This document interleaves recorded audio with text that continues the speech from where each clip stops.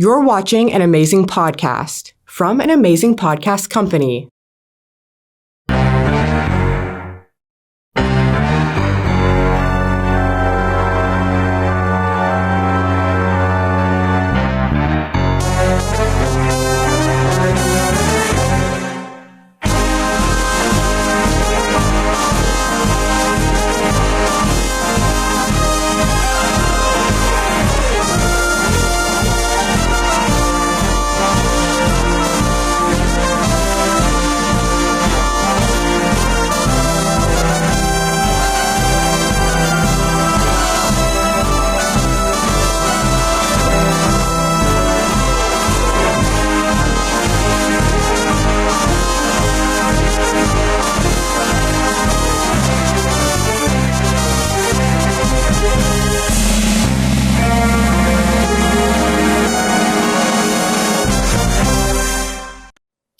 Welcome to the Vice Squad Pod.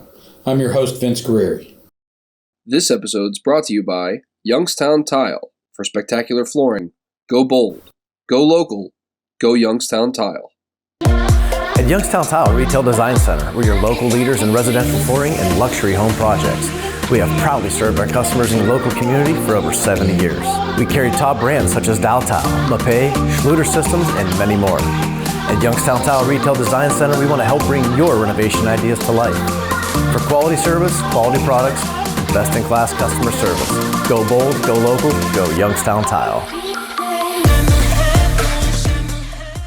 And by Rick Porrello's There's More Bodies Out There. The true story of a mafia associate and a cop who emerge as suspected serial killers.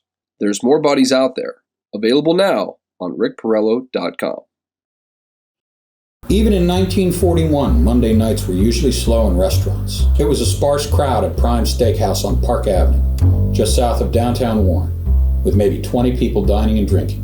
Jimmy Munsene, the restaurant's owner, was there overseeing business, such as it was. Munsene, 52, was a well-regarded, if not completely legitimate businessman in Warren. Before he owned the restaurant, even if the liquor license was in the name of his nephew, Felix Monfrino, he owned the Hollyhock Gardens, one of the area's preeminent nightclubs. He had also operated 2 successful dog racing tracks and was recognized as a powerful behind-the-scenes figure in Trumbull County politics. He was also known as the king of the county's underworld. Munsene had been in a car wreck that January, and he was talking to a representative from the hospital who had come to see him about a medical bill. Nearby at the bar were 2 men, described by a witness as exceptionally well-dressed, sipping Haig and Haig scotch, an order surprising enough to Munsene that he took notice. Munsene said he was going out to Pine Street to find a friend, and the 2 men at the bar sprang into action. One shouldered away Earl Huffman, the man talking to Munsene, saying, "Keep out of this," and held onlookers at bay while both started firing, one with a .45 caliber pistol, the other with a .38 Police Special. Munsene groaned and slumped to the ground. Felix Monfrino heard the gunfire and ran into the bar where he was shot by the other gunman. A coup de grace was administered to both men while they were on the floor. Munsene had a dozen bullet wounds. It was estimated he'd been shot 6 or 7 times. Some wounds were entry and exit wounds. Monfrino had 4. Huffman reported that a bullet went through his coat during the shootings. The gunman escaped out of the back door into the night, sparking a regional manhunt. And with that, the life and organized crime career of Jimmy Munsene was over. James Mancini was born in 1889 or 1890, depending on the source, in Collalongo, in Italy's Abruzzo region. Geographically in the central part of the country, but culturally part of southern Italy, where organized crime influence was heavy. As a teen, he came to the United States, ending up in the Ohio River Valley in Ohio, along the West Virginia line. The rolling hills of Appalachia were called home for the Italian immigrants, who settled there, setting up thriving communities and working, at least for a time, in the coal mines and mills there.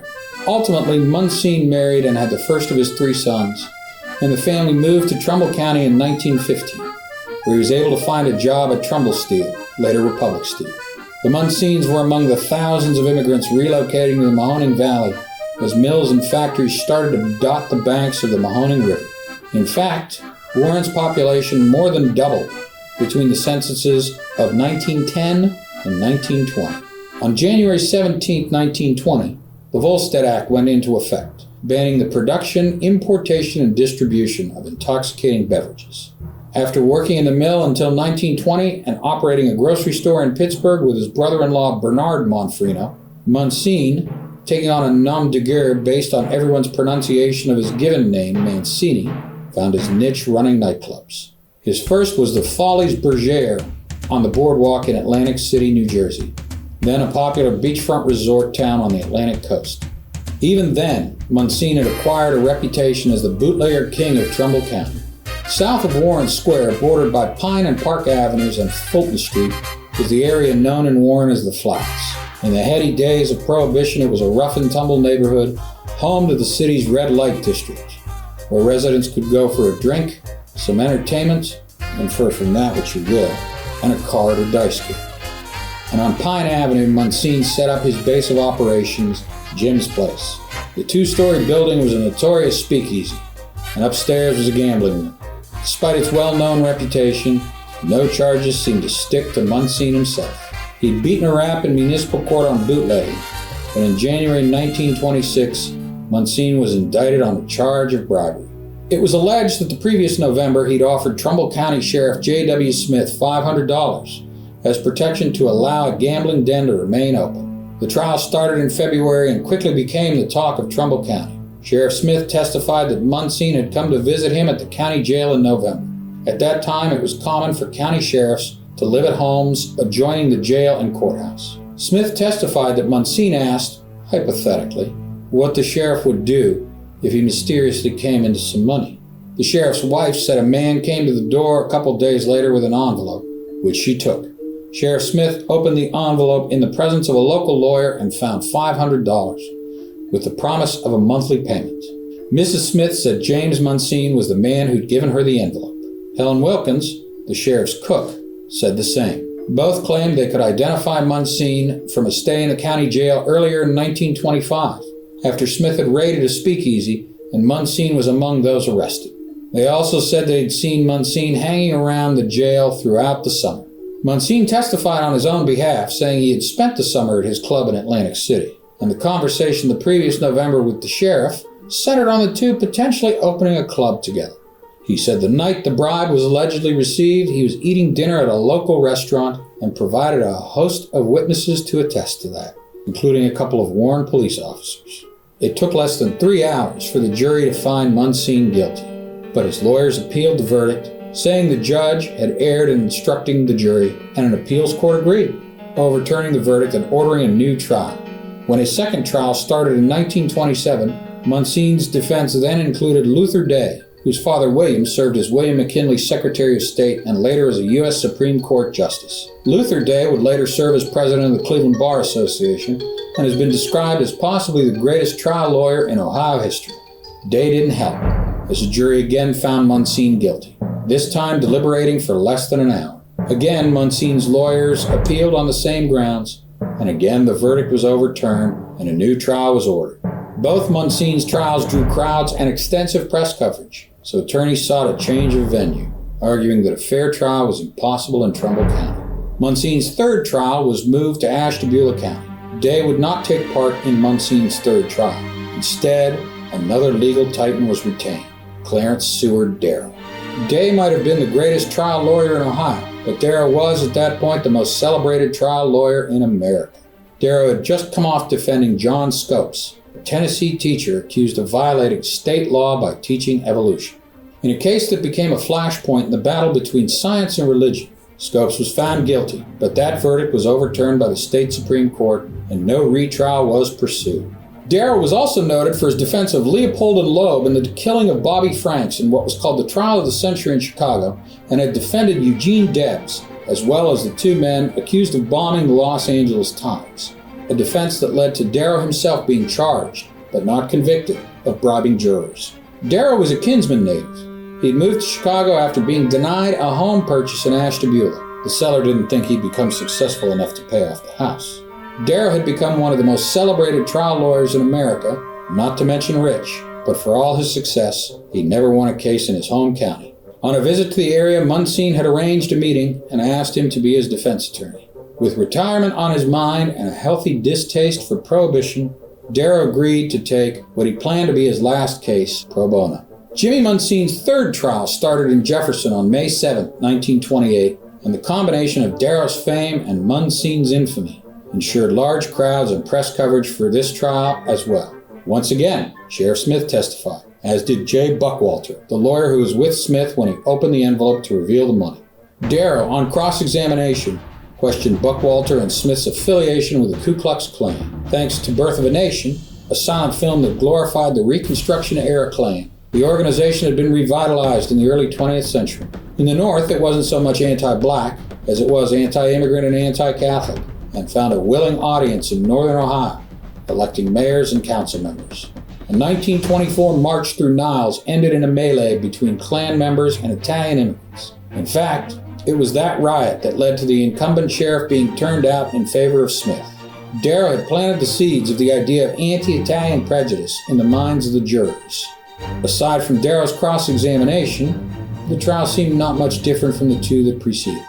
But on May 10th, Munsene's defense called a surprise witness, James Bain, a hotel manager in Niles who previously served as a Trumbull County Sheriff's deputy under Smith and had run against Smith in an election.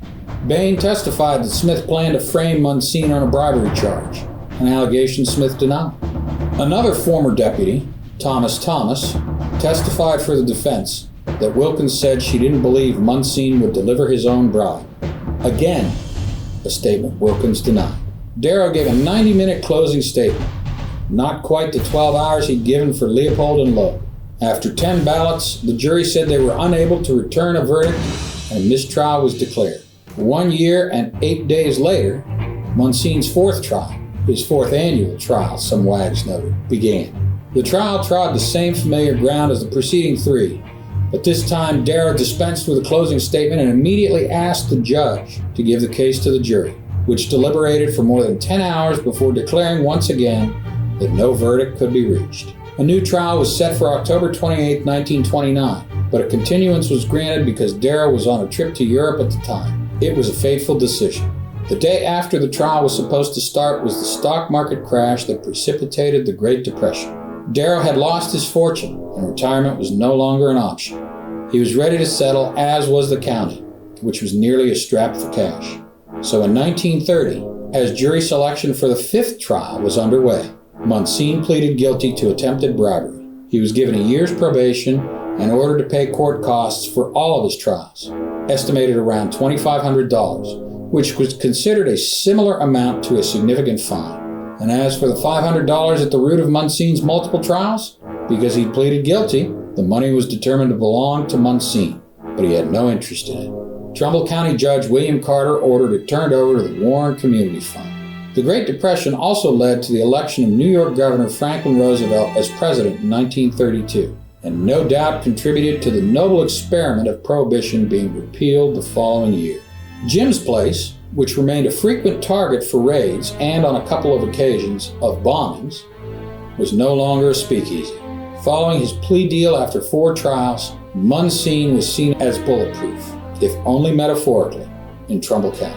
Jim's Place soon became Hollyhock Gardens, which for a brief time was a nightclub that rivaled any other in the area. The Roadhouse Gambling Room became a posh casino atop a set of mirrored stairs. Munsene even promised all the games were on the level. He boasted he didn't fix anything but as the house he didn't need to. Nearby was a bulletproof counting room, where thousands of dollars flowed every night. Visitors to the nightclub included heavyweight boxing champ Max Baer, and stage acts included Sophie Tucker, the last of the Red Hot Mamas, and a barber from Canonsburg, Pennsylvania by way of Meadville, whose rich baritone would fill living rooms for generations, Perry Como. It was said that one unnamed act making $1,500 weekly needed a 2-week advance to cover losses upstairs to Hollyhock's casino. On September 27, 1936, a fire tore through the Hollyhock. An investigation determined it had been set, but Munsene was moving on to other pursuits. The following year, the building was used as a base of operations for Union officials as a little steel strike raged throughout northern Ohio. The Hollyhock remained open, serving food and taking horse bets until 1947. 4 years later, it was sold to the Warren Rescue Mission, which used it as a homeless shelter. The building was ultimately torn down in the 1970s, a victim of urban renewal. Munsene opened 2 dog racing tracks. The first was in Fowler, and in the depths of the Depression was successful enough to support a $100 a night sweepstakes. The next one was at Lake Milton, not far from the Craig Beach amusement park that was a familiar recreation spot for decades. The track provided its own recreation, with excursion trains and buses coming from as far away as Pittsburgh. And there was additional entertainment with performances by Duke Ellington and his orchestra, and one night in 1939, a race between Olympic gold medalist Jesse Owens and one of the track's prized greyhounds. But the decade ended with Munsene being plagued by legal troubles, as partners sued over his empire. The Prime Steakhouse, which had replaced the Hollyhock as Munsene's club, also regularly had police officers there. Manfrino, the holder of the liquor license, had it revoked after slot machines were found in the restaurant. Ultimately, the dog track was closed in 1940 as pressure built for a potential state investigation. On January 31st, 1941, Munsene wrecked his Cadillac on a snowy road in North Jackson. 2 passengers died, and he and 2 other passengers were taken to the South Side unit of the Youngstown Hospital. Munsene spent 2 weeks at the hospital and was also charged related to the crash with driving with a suspended license and driving with improper tags. The license plates on his car were registered to his oldest son, Nofri. But his luck ran out a couple months later at the bar of his own steakhouse. Ironically, it was his 27th wedding anniversary. The services for Munsene and Manfrino epitomized the cliché of the mob funeral. Manfrino drew more than 400 people for his service and burial at Pine View Memorial Park, but it was poorly attended compared to Munsene's, starting at his estate on Todd Avenue, just outside the Warren city limits. The procession was estimated at more than 1.5 miles long, with at least 100 cars, to Oakwood Cemetery, Munsene's final resting place. While Munsene and Manfrino were being mourned, a wide-scale investigation was underway. The night of the murder, phone lines were jammed at the Warren Police Department, more with people who wanted information on the killings than with actual tips to follow. A dragnet was set up within minutes of the shootings, but the killers had gotten away. The slayings were recognized almost immediately as the work of professionals, and leads were followed in Youngstown, Cleveland, and Pittsburgh. 2 men drew suspicion for having been in the restaurant about an hour before the killings and asking a waiter which man was Munsene, but they were determined to be out-of-town businessmen who were merely curious about Munsene's notoriety. The descriptions of the assassins were scant beyond their natty attire, but their drinking habits provided a clue. Police were able to lift a fingerprint off one of the scotch glasses. In 1944, the Trumbull County grand jury handed up secret indictments against 2 men, both reputed to be involved with the notorious Purple Gang in Detroit, Charles Munsene and Tommy Viola. Munsene was at the time a guest of the federal government at Leavenworth Prison in Kansas, serving a 25-year sentence for a bank robbery in Detroit. He was never tried for his role in Munsene's killing. In 1945, Viola was located in Tucson, Arizona. He was arrested without incident in a bar there. News reports at the time noted he was a Scotch drinker, and quickly arraigned in Arizona.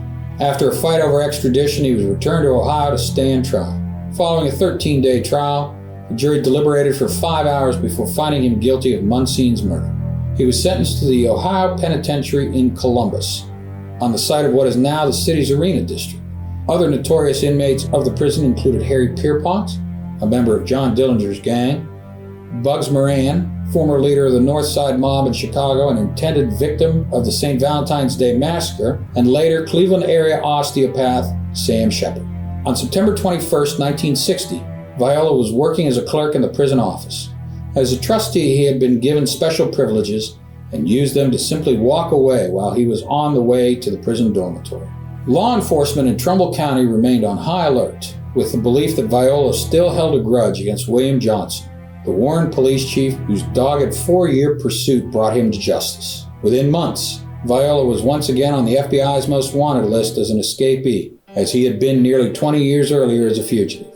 In April 1961, Viola was located in Detroit and returned to prison. He would be released from prison 5 years later, facing a terminal diagnosis of cancer. He died 3 months after his release. By the time of Viola's recapture, another mob war was at hand in the Mahoning Valley. Among the casualties of that war was Mike Farah, killed while swinging a golf club in the backyard of his Warren home.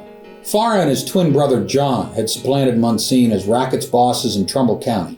There are even theories that they were responsible for Munsene's demise, just as their Jungle Inn had replaced the Hollyhock. Compared with the Farahs and the gangsters that followed, Munsene was seen almost as a benign despot, running gambling casinos that were on the level and refusing to dip a toe into prostitution. But he paved the way for the bloodshed and corruption that followed. Tonight's story was written from research from the Warren Tribune Chronicle, the Youngstown Vindicator, the Cleveland Plain Dealer, the book The Racketeer and the Reformer by Jonathan Kinzer, and the book Welcome to the Jungle Inn by Alan May. That was an amazing podcast from an amazing podcast company.